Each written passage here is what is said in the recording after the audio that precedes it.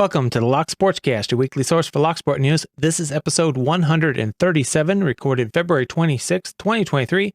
I'm your host, Charles Grant. And in today's episode, ASSA ABLOY partners with Locker One Ventures, the End of Speedlocks, Locked in a Loo, My Safe Manipulation Aid, products, videos, blog posts, criminals, events, meetups, sales, giveaways, and more.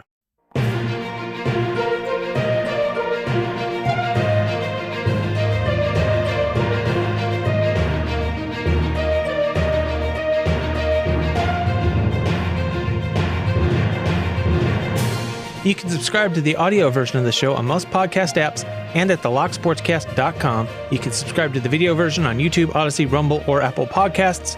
Links to stories discussed will be in the show notes. Full show notes with all of the links can always be found at thelocksportscast.com. Starting with your weekly update on the Locky Awards, nominations officially closed yesterday. I'll go through the nominations and get the voting system ready for March 1st. So don't forget to stop by and get your votes in by the end of March. And in the news today, we have a press release from ASSA ABLOY that says they are going to partner with Locker One Ventures on adoption of public lockers. It says that they will partner with the new venture capital fund, Locker One Ventures, to drive the mass adoption of public lockers in the United States. Locker One Ventures will provide seed investments to locker-based startups, accelerating growth and creating applications for this exciting market, it says. Led by Eric Levy, a pioneer in the smart locker business for 20 years and founder of Luxor One, the smart locker business owned by ASSA ABLOY, Locker One Ventures will facilitate rapid growth by focusing on entrepreneurial advancements, concepts, and applications around the new Harbor Lockers public locker platform. Harbor Lockers, a new subsidiary of Luxor One, plans to establish a network of public locker locations throughout the U.S. with a supporting ecosystem of applications and partners to drive adoption and usage. The Harbor Haas platform works with third parties to build applications on top of the Harbor platform like Apple App Store and Google Play Store. So it sounds like the hackers are going to be able to have a bunch of fun with a bunch of Bluetooth and Wi-Fi enabled smart lockers around the country. Should be fun to see what they can come up with on those. Moving on to community news, kind of a sad announcement here. There was an announcement put out by PandaFrog on the Speedlocks Discord. It said, "It is with a heavy heart that we announce the unfortunate decision to end the speedlocks.org project. We understand that this news may be disappointing for many of you who have been actively involved in speedlocks.org, and we want to explain the reasons behind this difficult decision. First and foremost, we have noticed a significant lack of participation in the project.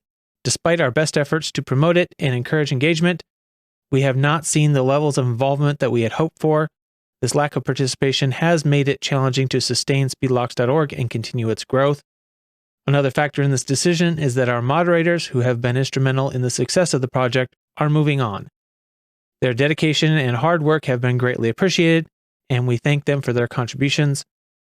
Thank you for being part of speedlocks.org, and we appreciate your understanding and support. Sincerely, the speedlocks.org team." So it looks like that's the end of the Speedlocks era, and I won't be able to cover their speed records on the podcast anymore. Best wishes to the mod team and their new endeavors. And thank you especially to PandaFrog. Almost all the announcements that I see coming out of there are from PandaFrog. I know he put his time and effort into that, so thank you very much for doing that, PandaFrog. Over on Twitter, Hazzertous Manufacturing tweeted that they recently updated their website, particularly the section on edge-lit acrylic signs. They welcome custom logo requests, and they invite you to check it out. They specialize in locksport and lockpicking, and their products are made in Canada, and I will have a link to their site in the show notes. Moving on to the video section, if you have ever wondered what Lock and Kilo looks like, you're in luck. He did video 113, Locksmith Stories Volume 1, and Face Reveal. He tells an amusing story about one of his days as a locksmith early on, so I recommend you go check that one out. And it's always interesting when you get to see the face of somebody that you've only heard the voice of, seen the hands of. They're never quite what you pictured. And Yabenda Locksport picked the Western Electric 30C. This is a very difficult lock to pick. The description says, one of the most difficult lever locks in the world. This is the third public picking of this lock without using a blocker bypass. He does a good job even before the picking of taking a lock apart and showing how it works and why it's difficult to pick and explaining that to you. So I recommend, if you're ever interested in picking one of those, that you go check that video out. And over on my other channel, Charles Builds Crap, I released a video, Dial Reader Safe Manipulation Aid. In that video, I show off a locksport project that I've been working on in what little spare time I can manage for several months now.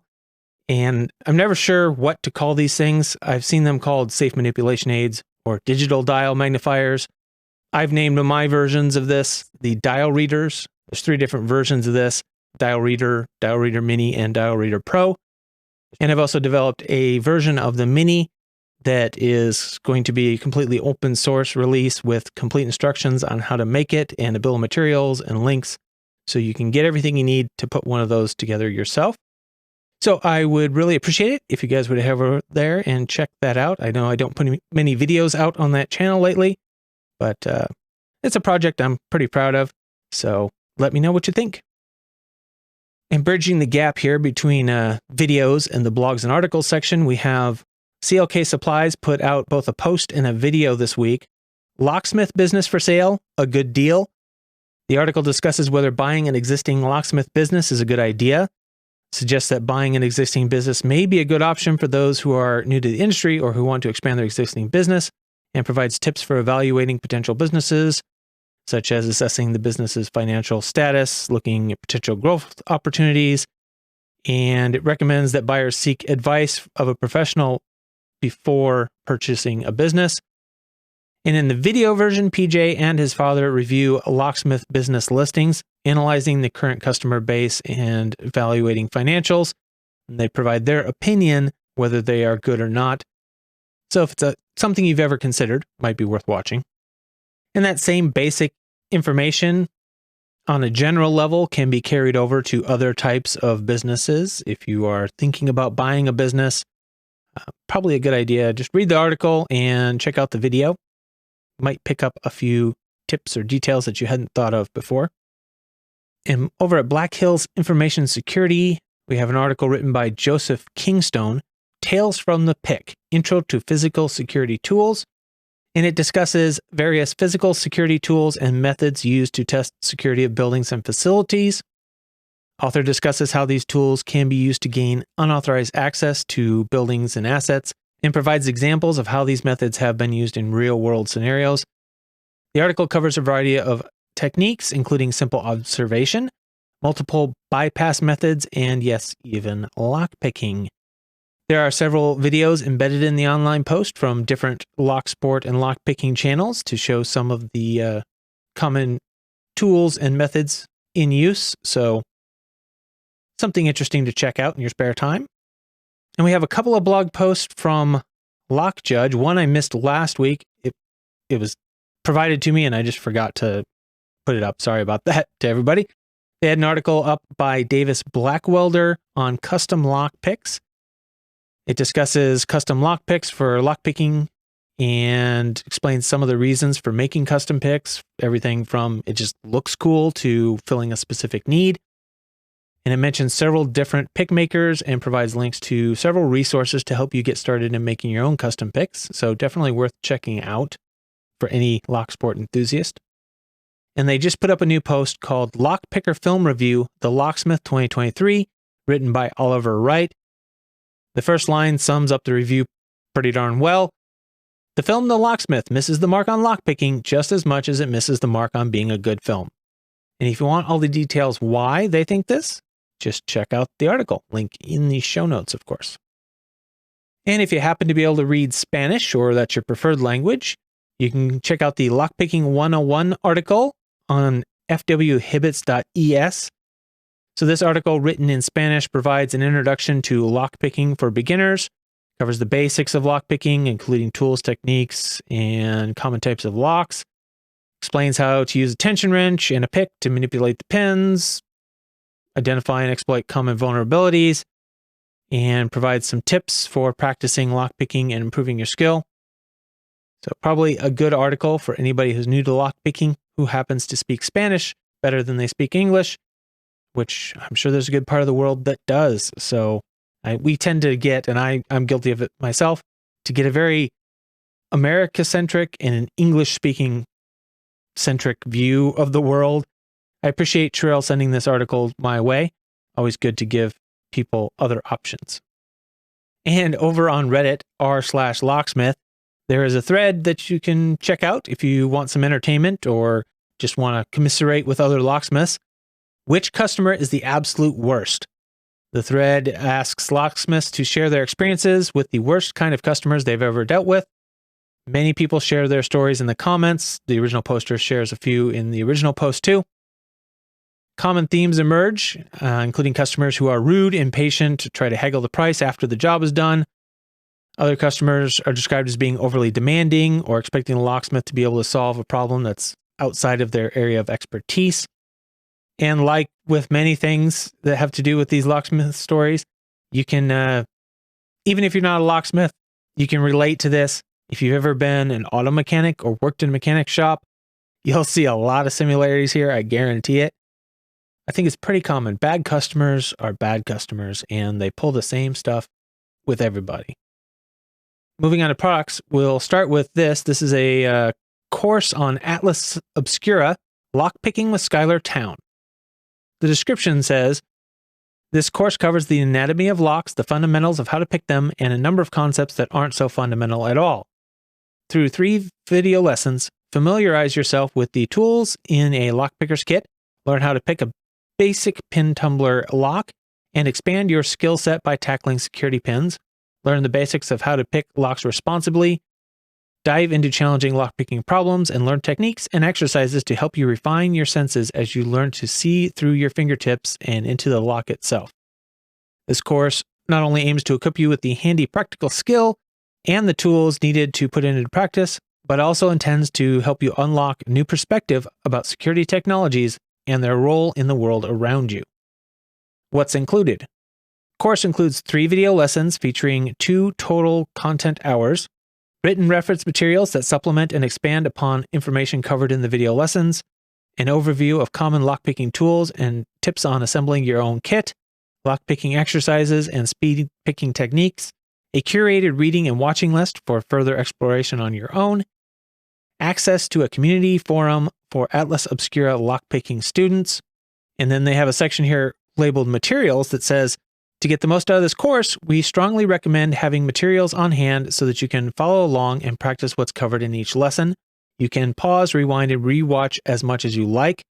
Atlas Obscura has teamed up with Sparrow's Lockpicks to offer a materials kit containing high-quality lockpicks, a repinnable cutaway lock, and an expansive, challenging set of security pins and picking challenges.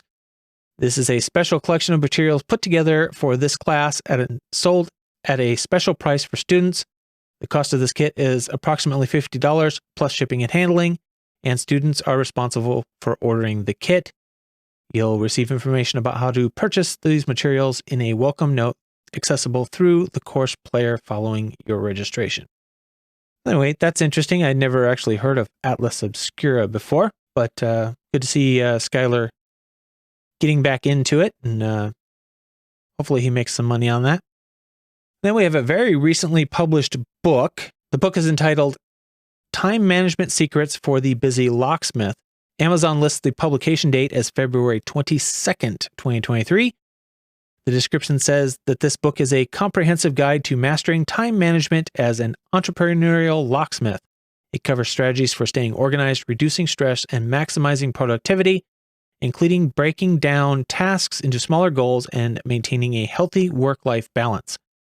With practical tips and real-world examples, this book will help you make the most of your time and achieve success in your business. Whether you're just starting out or looking to take your locksmithing business to the next level, this book is an essential resource for any entrepreneur looking to improve their time management skills. Written by Thomas Sherwood, currently only available as an Amazon Kindle book for $4.99.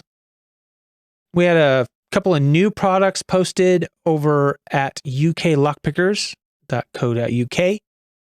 We have the Wave Rake set, which the description just says EDC everyday carry 11-piece Wave Rake set. It appears to be a folding set of wave rakes. Almost the holder looks like the type of holder you would use for feeler gauges. And they fold out in a very similar way. A whole bunch of wave rakes sandwiched in there, and that set is currently sold out. But when it's not, it sells for just shy of £23.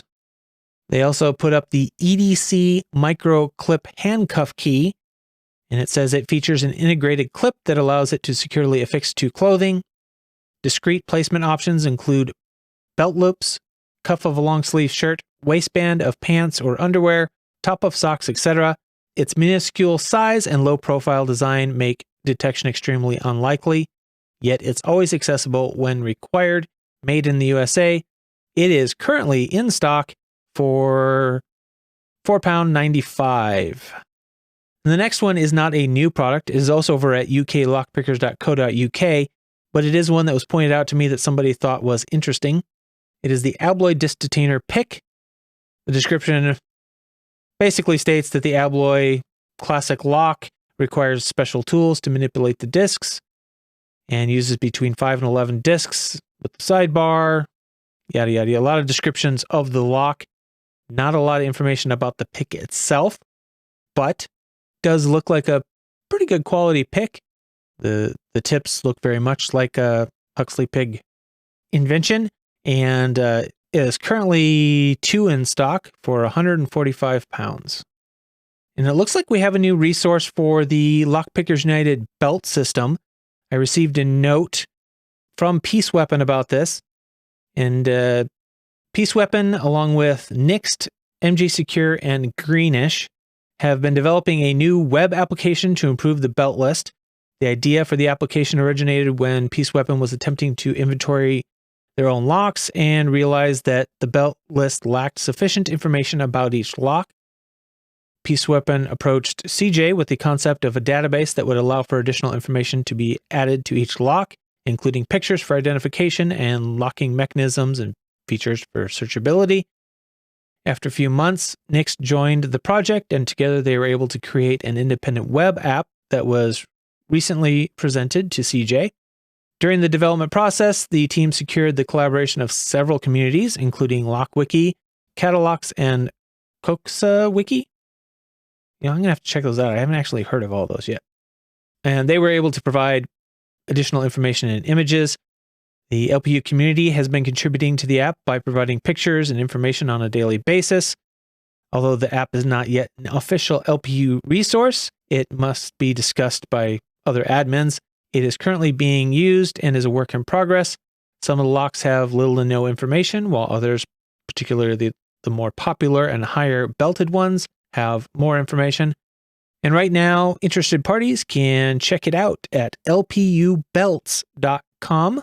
I will also have a link in the show notes in case you have a hard time typing that in. Moving on to events and meetups. Remember, any events listed in here are in here because they say they have a lock picking village or some other type of lock picking or lock sport type content, although most of them are technically security conferences. So anyway, starting off, first we have B-Sides Harrisburg, March 11th in Harrisburg, Pennsylvania. Lockpick Championship by event, and that's March 25th in Bergheim. Hack for Kids Milwaukee, March 31st in Milwaukee, Wisconsin. KernelCon, April 12th in Omaha, Nebraska. B-Sides Nashville, April 15th, Nashville, Tennessee. B-Sides NYC in New York on April 22nd. RSAC Sandbox, San Francisco, California on the 25th of April. T223 InfoSec Conference, May 4th in Helsinki, Finland. KakalakiCon, May 5th in Durham, North Carolina. B-Sides Knoxville, May 12th in Knoxville, Tennessee. Hack for Kids Chicago, June 3rd, Chicago, Illinois. And Circle City Con, June 23rd in Indianapolis, Indiana. And with that, I'd like to say thank you to the people that made this particular episode possible. Start with the financial supporters. We have Medler, Pandafrog, Michael Gilchrist, Starrylock, Williams Brain, Dave to be deciphered, Liban's Locksport Journey, Pat from Uncensored Tactical, 3 Raccoons and a Coat, Terrell, aka Anthony, DoctorHogmaster, Clayton Howard, aka Kewltune, Mog, Jon Lock, Ratyoke, MrPickur, CrankyLockPicker, Barebones Lockpicking, Deadbolt Cafe, NWA Lockpicker, Snake, Paracentric, and John R. Chief content producer for this episode is Terrell, aka Anthony. Other content producers, Barebones Lockpicking, iFisk, Joshua Gonzalez, Lady Locks, Oak City Locksport, Pandafrog, Paracentric, Peace Weapon, The Lockpicker 1969, and Tony Vrelli. Thank you to all of you for your support. And remember, the show is only possible because of that support. The biggest thing you can do to support this show, if you are enjoying it, is simply send in information for me to cover in the show. News, links, events, giveaway information, anything you have from your little corner of the lockpicking world. Send it to me either at podcast@thelocksportscast.com or any of the other methods listed in the show notes.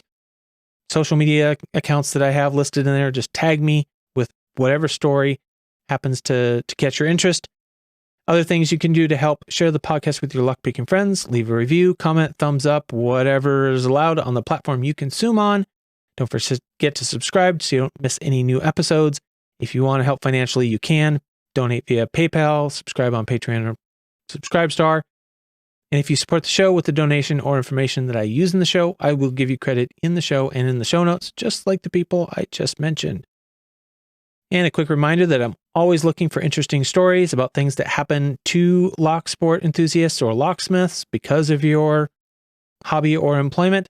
So feel free to send those in. If you want to send feedback, that's always welcome. Either leave it in the comments or go to the locksportscast.com/contact. If you want it to be public, that's fine. I can share it on the show. If you don't, that's also fine. We'll keep it private. Here we have an interesting story involving a locksmith. Scots woman calls on online community for help after getting stuck in public toilets. Evidently on February 23rd, a woman in Scotland found herself trapped in a public restroom and called for help on social media. According to the story, she was out for a walk with her 2-year-old son and her husband, and she needed to use the toilet, so she walked past the toilet attendant and was in the cubicle when moments later the lights went out and she heard the door close. She got up as soon as she could and initially tried banging on all the windows in an attempt to get the attention of the attendant, who was by that point out of earshot evidently. Her husband and sister called the police and the city council, to no avail. And in a moment of desperation, she took to social media to plead for help. And she wrote, "Urgent and really embarrassing, so I might have to delete this later. I'm locked in the public loos, the end of pipe lane. I planned to nip in quickly and the attendant locked up and left. We can't get through to anyone. Can anyone help?" In the comments, she wrote, "I'm actually raging. My toddler is outside and it was really obvious that I was in here. There's a phone number in here, but it says it's no longer in use." About 40 minutes after that, a locksmith showed up and let her out. So good on that locksmith. One of the stories I read said that it was the locksmith was notified by somebody else on Facebook. This particular story that I was able to find here, I can't find the original one I had, but the one I'm linked to here doesn't exactly make it obvious who called the locksmith, but kind of an embarrassing and potentially scary situation, being locked in there overnight if nobody could let you out. So hard to believe that police and the city council couldn't do anything to help. If the city runs the public toilet system, they should be able to send somebody out there, maintenance person or the attendant sent back out to unlock it and let her out.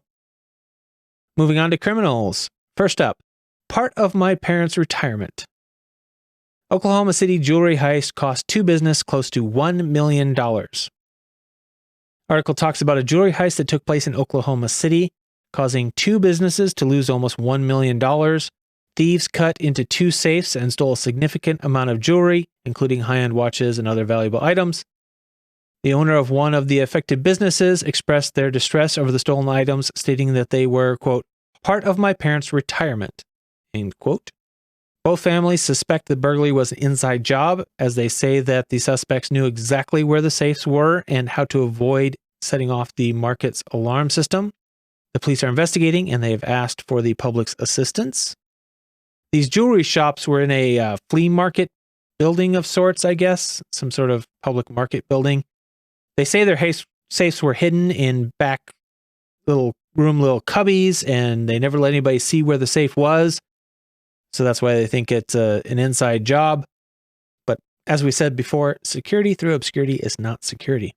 From the pictures provided, it appears that at least one of the safes was a thin-walled fire safe type, fairly tall and skinny.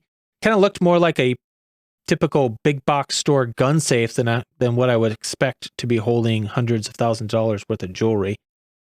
I guess the big takeaway from this is just having a safe isn't enough. Even if it is bolted down, if you have something of significant value, you need to invest in a real security plan, alarms, cameras, adequate quality safe, potentially security guards, or even just hiring a local security company to patrol the parking lot frequently. Something to consider if you're holding hundreds of thousands of dollars worth of jewelry. And these next couple of stories, I want to know which one of you guys this is. This first one, out of Madison, Wisconsin, the University of Wisconsin Madison Police Department Daily Blotter for February 22nd at 10:22 p.m. Information at 1200 Observatory Drive. Contacted persons after they located a lockpicking set not belonging to either of them in their dorm room.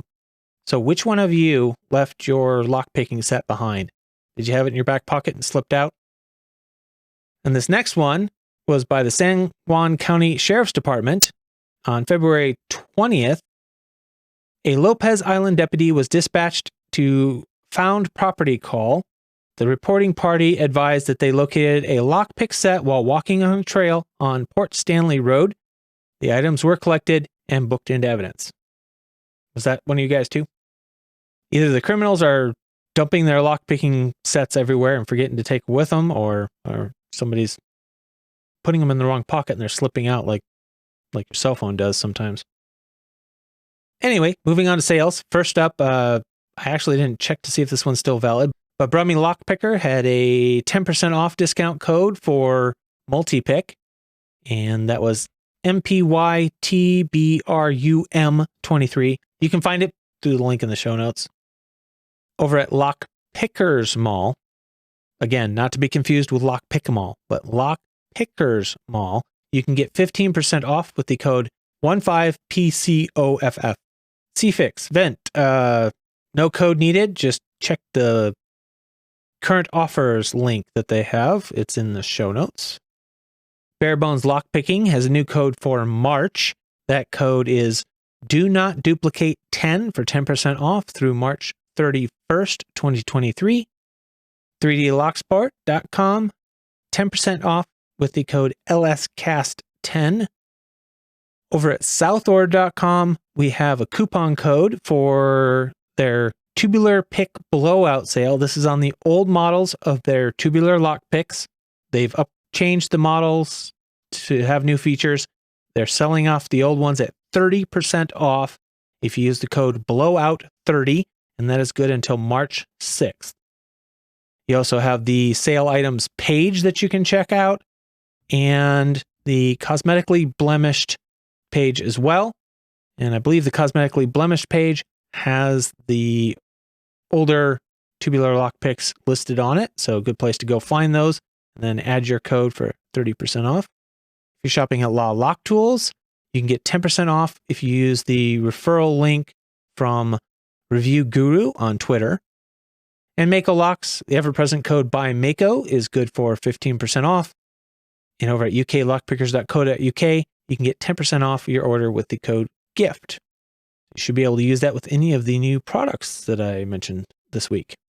Moving on to giveaways, Lockpicker 1969 has his newest Locksport bundle giveaway.